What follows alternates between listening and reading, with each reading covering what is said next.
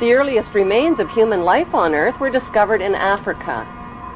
The ancient Egyptians kept detailed records of their culture and history in tombs, in temples, and on pottery, using pictures and writings called hieroglyphics. Archaeology experts have found absolutely no evidence whatsoever that Hebrew Jews lived as slaves in Egypt or of their exodus from Egypt. The plain truth is that Moses didn't lead Hebrew slaves out of Egypt any more than Charlton Heston did. So who was that bearded man with a magical staff named Moses?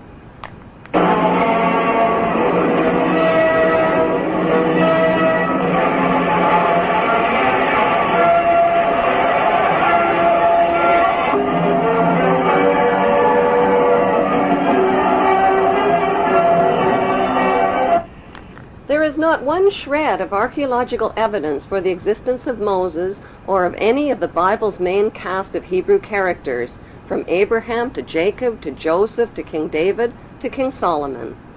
There is, however, plenty of evidence for the existence of Egyptian pharaohs who these biblical characters are based on. The Bible's Old Testament has carefully covered up the connection between the Egyptian pharaohs and the Hebrew patriarchs by mixing up historical facts with myths and legends. The job of archaeology experts and historians is to separate fact from fiction. Modern archaeologists have confirmed that the Hebrews were not a race of people as once thought. They were a Semitic and Asiatic class of foreign workers who migrated into Egypt from neighboring lands in search of work as craftsmen and builders. As their population multiplied over hundreds of years, they contributed to Egyptian technology, worshipped Egyptian gods, intermarried with Egyptian nobility, and gradually rose to positions of power and wealth in Egypt. The Bible story of the Hebrew Jews begins with Abram, who was born north of Canaan in the town of Ur around 2055 BC. Abram married his beautiful sister Sarai. At God's command, the incestuous couple changed their names to the Egyptian names of Abraham and Sarah and migrated to Egypt. Once in Egypt, Abraham turned his sister wife Sarah over to the Pharaoh as his harem sex slave and was rewarded with gold and silver. Abraham received covenants or promises from God. God promised to make his name great and to make a great nation for him. God also made a circumcision covenant with Abraham, commanding him to mark the flesh of his people and slaves by cutting off the protective foreskin of their penises. Circumcision was a painful barbaric custom that was introduced into Egypt near this same time and has survived to this day. It is the unnecessary mutilation of the genitals of little boys and implies that God made a mistake in design. This mutilation custom has more to do with a mark of Hebrew ownership than with hygiene. In the continuing Bible story, Abraham married an Egyptian woman named Hagar because his sister wife Sarah couldn't conceive. But at age 90, Sarah finally gave birth to a son named Isaac. Following God's order to sacrifice his son, Abraham hog-tied Isaac and picked up a knife to kill him. Just as Abraham was about to plunge the knife into Isaac, he learned God was only kidding.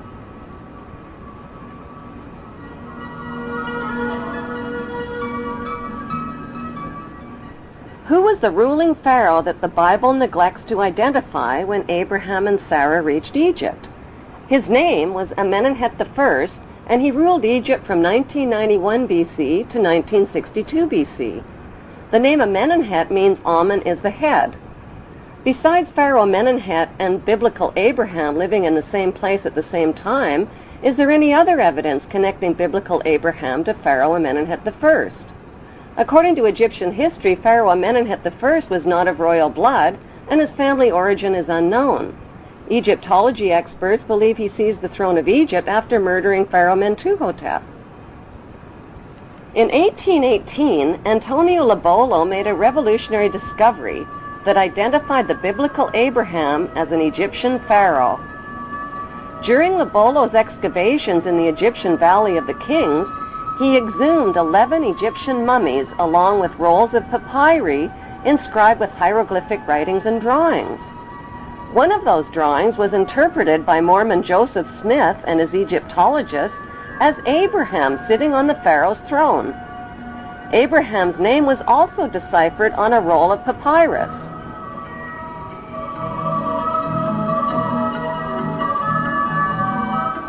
Joseph Smith published his controversial findings in the Book of Abraham in 1842 and was murdered 2 years later.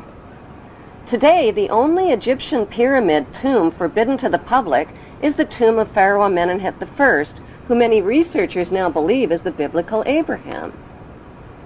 Why have Egyptologists never found the remains of Pharaoh Amenhotep I or of biblical Abraham?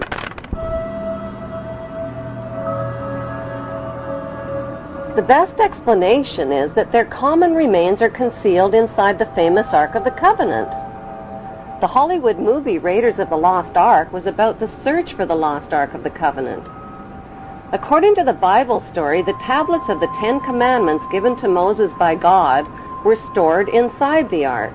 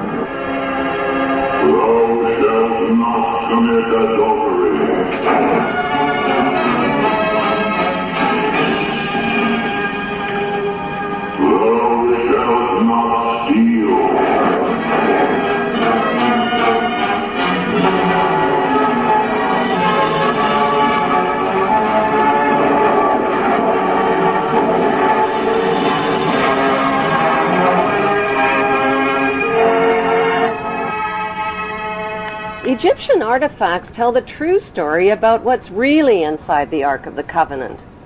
The Ark of the Covenant is, in fact, an Egyptian canopic chest, where the dried organs of royal kings and pharaohs were stored, not the 10 Commandments. Why did the Hebrews call their royal canopic chest the Ark of the Covenant? Because the name signifies the covenants or promises that God made with Abraham. Would the Hebrews carry the Ark of the Covenant into battle to kill and steal if it really contained commandments like, "Thou shalt not kill or steal"? The best explanation is that the Ark contained the remains of their ancestral leader who led them into battle. Biblical Hebrew rulers like King Solomon broke all of the commandments, just like today's rulers who make and break laws and commandments to exploit the obedient masses. The evidence shows that the ancestral patriarch of the Hebrew Jews is Amenhotep I, and that his biblical name is Abraham. Since Pharaoh Amenhotep worshipped the god Amun, are Amun and the biblical God the same God? Michelangelo's Vatican painting of God depicts God as an angry, bearded white man. God's words, actions, and deeds in the Bible's Old Testament show God's extreme favoritism for the Hebrews generally and for Hebrew males in particular. By today's standards, that behavior is considered both racist and sexist. God admits to being a jealous God who approves of ritual human and animal sacrifice as proof that he is obeyed and worshipped above all other gods. He terrorizes, punishes, and kills the enemies of the Hebrews.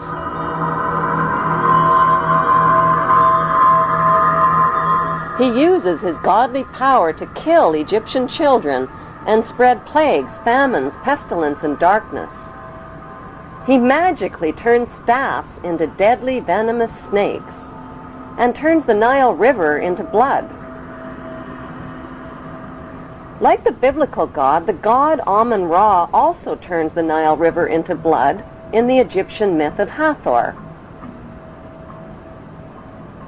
The Bible God's opinion of humanity is that all human beings are sinful children who are all born into sin. Since his words and deeds describe an angry, violent, and jealous God, are the biblical God and the ancient Egyptian god Amun, whose name is repeated over and over in the Bible, one and the same God? What is an Egyptian pyramid and the eye of the Egyptian god Horus doing on the American $1 bill? Why have Washington, London, and the Vatican erected towering obelisk monuments honoring the pagan Egyptian god Amun-Ra? In the next Bible episode, Abraham's son Isaac, who Abraham almost stabbed to death, grows up to father twin boys named Jacob and Esau. A murderous rivalry develops between the twins, and Jacob flees to a place known today as Bethel in Israel. He lays his head down to rest on a large, smooth stone and dreams of a stairway reaching to heaven like a ladder. The stairway in Jacob's dream describes the step pyramids built by Egyptian pharaohs like ladders reaching to heaven. The symbolic stone where the Hebrew Jacob laid his head thousands of years ago in Bethel is alternately called the Stone of Jacob, the Stone of Destiny, and the Stone of Scone. Today, the symbolic stone can be found underneath the British throne chair on top of the symbolic step pyramid where the Queen and other British monarchs have been crowned. The battered oak coronation throne, on which every English monarch has been crowned, is built over the Stone of Scone. As the Bible story continues, God promises Jacob that a nation and a company of nations shall come from him, and kings will spring from him. Jacob marries 2 of his girl cousins and fathers 12 sons. As Jacob ages, Joseph becomes his favorite son, and Dan becomes his venomous son.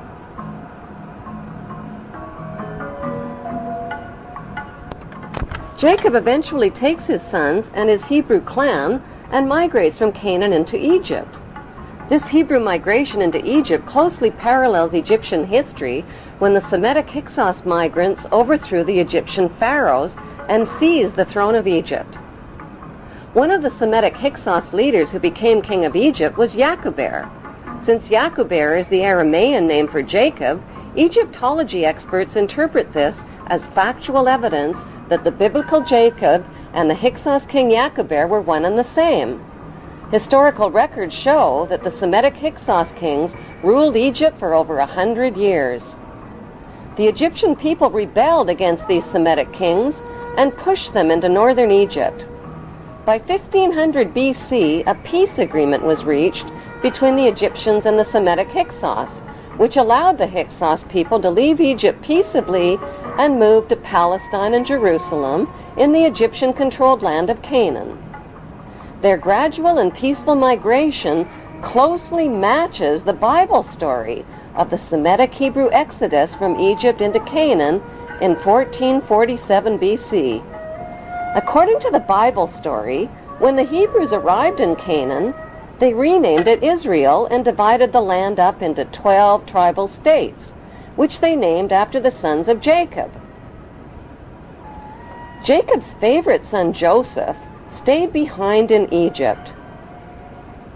Joseph hid his Hebrew identity by marrying an Egyptian wife and changing his name to the Egyptian name Zaphanath-Paneah, which means he who can reveal secrets. According to the Bible, Joseph ruled Egypt as the Pharaoh's top vizier and bought up all the private land in Egypt from the starving people. Then he taxed them out of 1/5 of their income. Was Joseph the chief vizier of Pharaoh and Moses, who negotiated the peace agreement allowing the Semitic Hebrew Hyksos people to settle in the Egyptian-controlled land of Canaan? The Hebrew connection to the Egyptian pharaohs is further revealed in the biblical story of Moses. Many years ago, in a land called Egypt, there lived a very mean king. Egyptian kings were called pharaohs.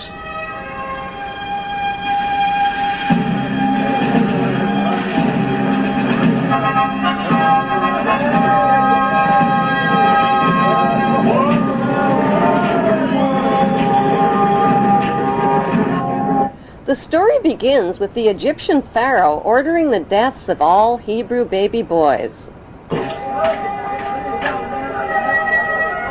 Oh no!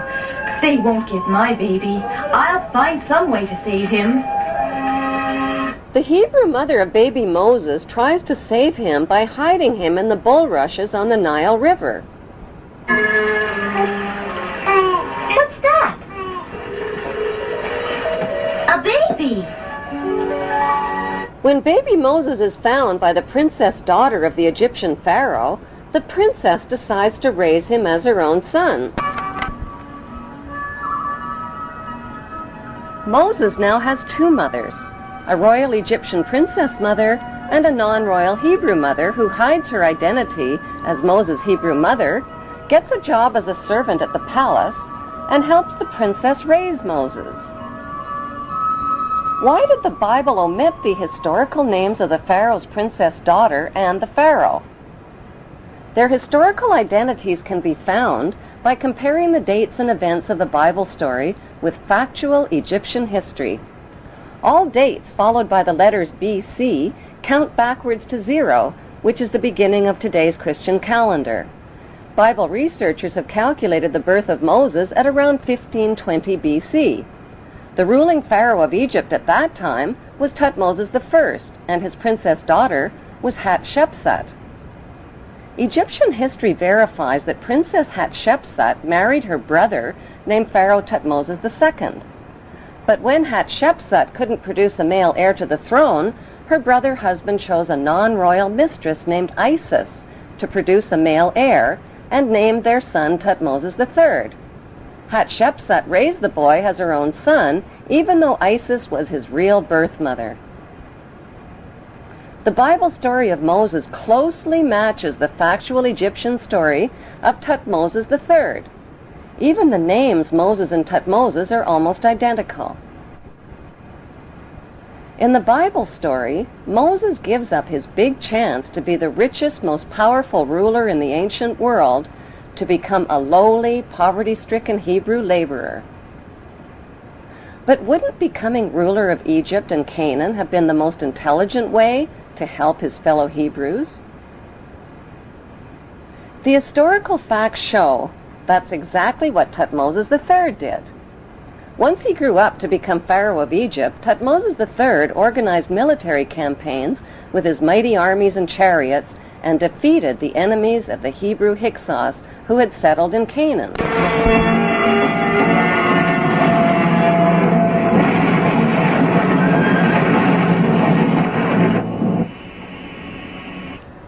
After his famous Battle of Megiddo in Canaan in 1479 BC, Thutmose installed district governors in garrison cities throughout Canaan.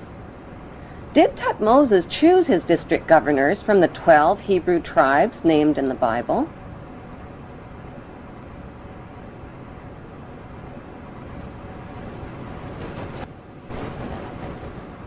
Is it just a coincidence that today's Temple of Isis, located on the Isle of Philae in Egypt, has the same name as Thutmose's mother?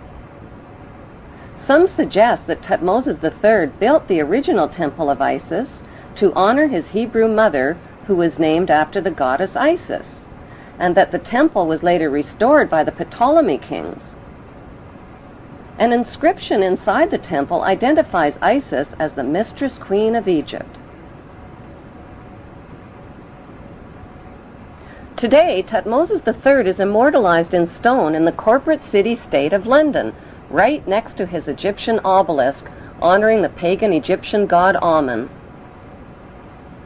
Why has UNESCO and others spent billions of dollars and years of labor moving the massive tonnage of the Isis temple and obelisks honoring the pagan god Amun? The answer lies within the continuing Bible story. After the Hebrews settled in the land of Canaan, they renamed it Israel. Their king, King David, reigned for 50 years. Egyptian history reveals that Pharaoh Susenes also ruled Canaan for nearly 50 years, at the same time as the biblical King David. Both battled the same enemy called the Sea People or Philistines.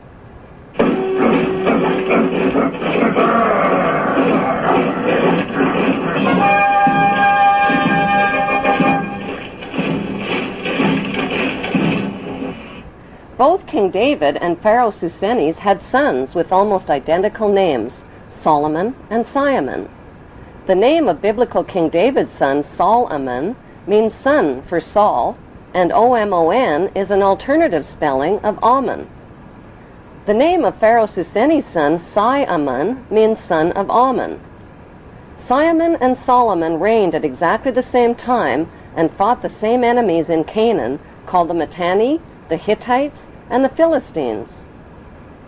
Pharaoh Simon's documented battle with the Philistines in Palestine and his capture of the Canaan city of Gezer clearly proves an ancient alliance between the Egyptians and the Hebrews.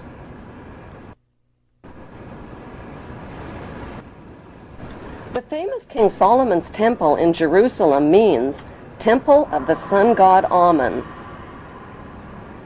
According to the Talmud, King Solomon used the dark power of his magic ring to conjure up demons to help him build his temple.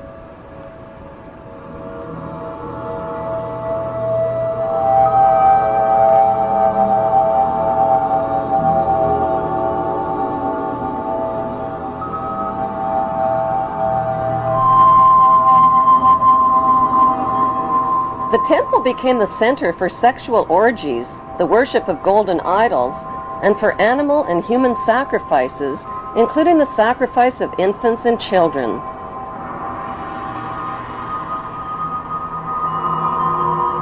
The biblical Ark of the Covenant was stored inside King Solomon's temple.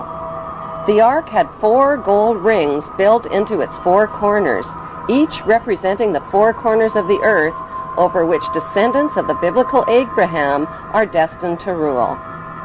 Since archaeologists claim the biblical King Solomon was no more real than the evil wizard Saruman from the movie Lord of the Rings, who built King Solomon's temple?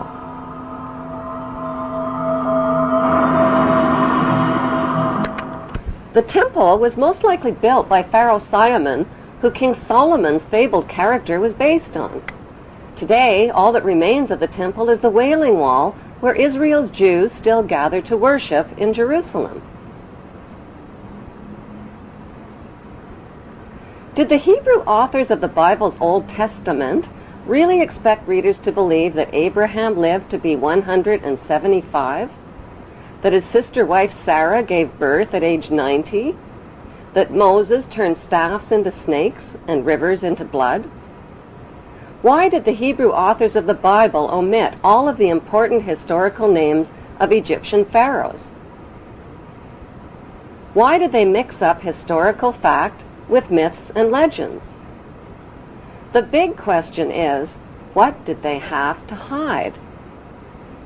Researchers of both Bible and Egyptian history have concluded that the Hebrew authors of the Bible covered up the fact that the Hebrews and the Egyptians shared the same royal bloodline. But why? Why the cover-up? Because after the Egyptian people forced the Hebrew Hyksos kings out of Egypt, the only way the Hebrews could continue ruling Egypt was to hide their Hebrew identity from the Egyptian people.